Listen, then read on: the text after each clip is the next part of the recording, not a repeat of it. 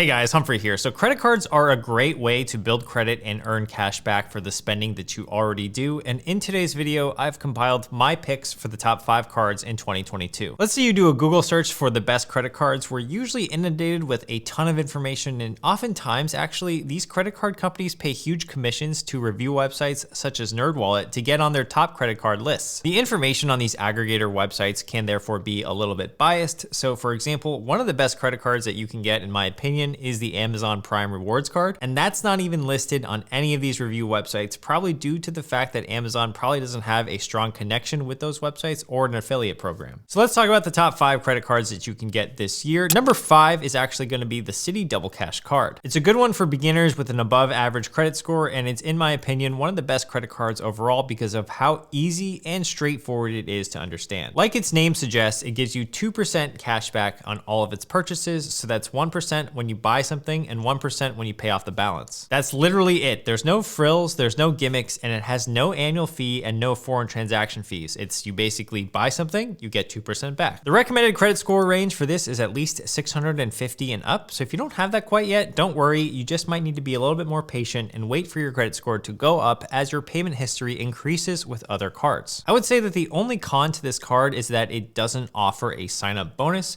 which some of the other cards today offer, but the value in this single card alone is great. It's definitely a card that can become the sole holding in your wallet if you really wanted it to be. Now, a general tip before we move on to the next card, and that's to always try to pay your card off in full. And the reason why credit card companies are able to offer you such great rewards typically is that they know that many of their customers will sign up for credit cards, end up using too much of their available credit. They can't pay it off in full, and therefore they're going to be making money on your interest charges. So in order for us to take advantage of them, the credit card company, just pay off your card in full every month. Treat it like a debit card. The next credit card on our list at number 4 is the Chase Sapphire Preferred card. This card is great for people whose primary use cases are to travel and dine out, but you also get overall great perks as well. The catch is that it does come with an annual fee of $95. Now, currently the introductory offer right now is you get 60,000 bonus points when you spend $4,000 in the first 3 months from when you open your account. They also give you a 3x points multiple on dining, including takeout,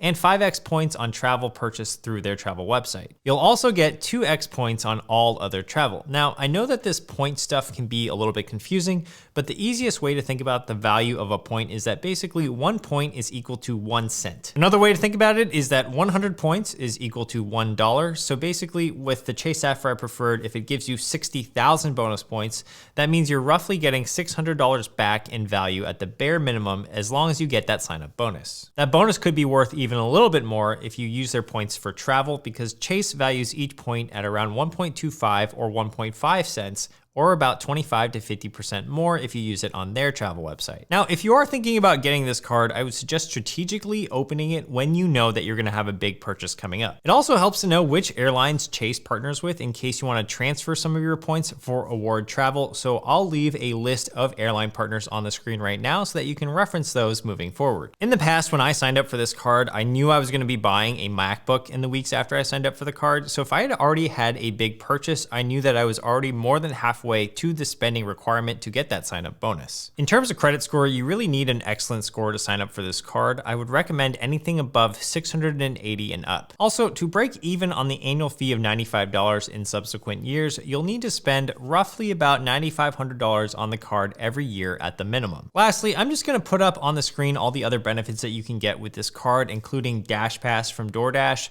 5x points on equipment like Peloton, and you can also transfer the points to other airlines, which we've already talked about, and a lot of travel convenience features as well. Now, before we get into the third card, one other resource that you guys need to check out is awardhacker.com for flights, especially if you have a credit card that gives you points for spending. If you're flying anywhere, this website lets you find the best award flights by redeeming points. So for example, if we type in SFO to Newark, you can see a list of the flight partners as well as what type of points will transfer over to get you these flights. MR stands for membership rewards from Amex, UR is the ultimate rewards program from Chase, TYP is the thank you points from Citi, MB is Marriott Bonvoy points, and C1 are Capital One miles. So this is a super great resource for award hacking your way to cheaper flights. Now coming in at number 3 on our list is the Amazon Prime Rewards Visa card. It's really a great card, especially if you shop on Amazon. By using this card, you'll get 10% back or more on select products from Amazon. Now, when I went through the list of what you could get 10% back on, it usually is a mixed bag of items like this,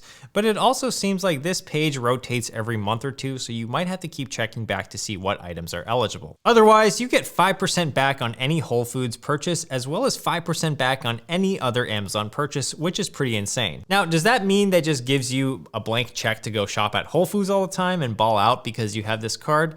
I'm gonna leave that up to you guys, but personally, I don't shop at Whole Foods that much, so the Amazon perk is much more compelling to me. You also get 2% back at restaurants, gas stations, and drugstores, and 1% back on all other purchases. Another great perk of this card is that there's no annual fee, no foreign transaction fees, and I always love seeing that in a credit card. Another great thing when you sign up is that you get an instant $100 sign-up bonus upon approval from Amazon. Now, in my research, you need a credit score of at least 680 to qualify for this card, with some reports from users even saying that they require about 700 and up to qualify. However, it is a very strong card on this list, so if you do qualify for it, it might be prudent to get one. Coming in at number 2 is the Chase Freedom Unlimited card. Now, this one is free to own with no annual fee again, and it actually gives you a $200 bonus just for signing up for the card and spending $500 in the first 3 months. You'll get 5% back on grocery store purchases, 3% back at restaurants, 3% back on drugstores, and 1.5% cash back on all other purchases. For this credit card, you need a credit score of around 670 and up, and I would say the one downside to this card is that there is a foreign transaction fee of 3%. Otherwise, it's a good all-around card for cash back, but if you don't do much shopping at grocery stores or restaurants, then the flat 2% cash back of the Citi Double Cash is probably a little bit better. One great perk of having a Chase Freedom Unlimited is that if you also have a Chase Sapphire Preferred,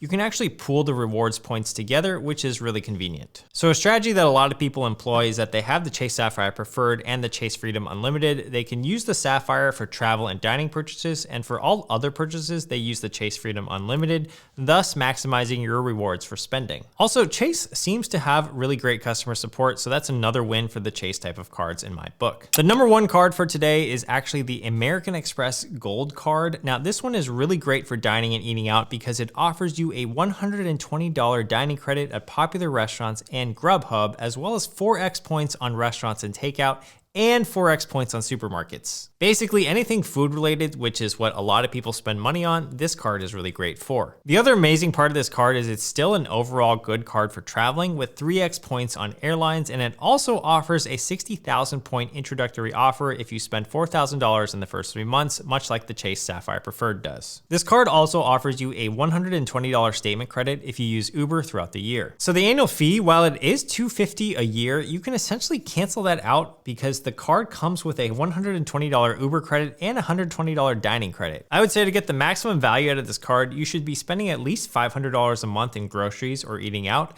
and you should only get the card if you can strategically qualify for the intro offer in the first few months. When it comes to redeeming your membership rewards points to get the most value, you'll want to transfer it to an airline partner and also use the website awardhacker.com like we talked about earlier. You'll likely find value in the Amex Gold, especially if you fly on any of their partner airlines, which I'll also put up on the screen right now. The last great perk of an Amex Gold is no foreign transaction fees, but you will need a credit score of at least 700 and up to apply for this card. With any of the cards today, make sure you're only getting the card if you see the value in their benefits, and if you can meet their sign-up bonuses through normal spend or strategic spending. If you can't pay off the balance every month, you may want to think twice before signing up for some of these cards. If you don't have the credit score quite yet to qualify for any of the cards today, you might want to check out my other videos on credit cards for beginners, as well as my videos on credit score tips, which I'll leave up on the screen, hopefully right here or in the description below. Thanks for being here. I'll see you guys in the next video.